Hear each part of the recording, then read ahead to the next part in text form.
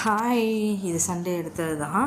காலையிலேயே வந்து எல்லாம் வாங்கிட்டு வந்துட்டாங்க. வெஜிடபிள்ஸ், எக்குலாம் வந்து 20 எக்ஸு நல்லா பிடிக்குதுங்க. இந்த இந்த பேஸ்கெட் வந்து 20 எக்ஸு நல்லாவே பிடிக்குது. தாராளமாக வைக்க முடியுது.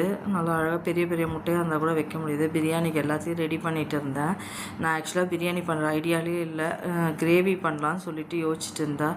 எங்கள் வீட்டில் ஒருத்தன் வந்து பிரியாணி ரம்ஜானுக்கு எல்லோரும் பிரியாணி சாப்பிட்டாங்க, நாம் மட்டும் தான் பிரியாணி சாப்பிட்ல அப்படின்னு சொல்லிட்டு அதுக்காக பிரியாணி வேணும்னு ஒரே புலம்பல். சரி பிரியாணி பண்ணிடலான்னு சொல்லிட்டு பிரியாணி பண்ண ஆரம்பிச்சிட்டேன். அதுக்காக தான் இது லெக் பீஸ் வாங்கிட்டு வந்திருந்தாங்க. சும்மா கொஞ்சம் தான், எங்கள் 2 பேருக்காக தான் பண்ணேன்.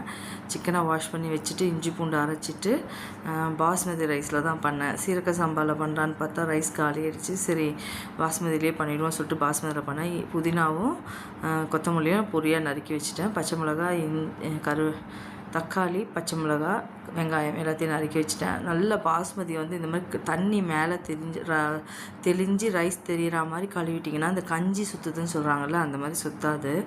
ஒரு டிப்ஸ் மாதிரி யூஸ் பண்ணிட்டு, இது ஒரு எனக்கு தெரிஞ்ச டிப்ஸு. நீங்கள் அப்படியே போட்டிங்கன்னா பொல பொலன்னு வரும். பிரியாணி ஸ்டார்ட் பண்ண வேண்டியது தான் இதோட. தேங்க்யூ.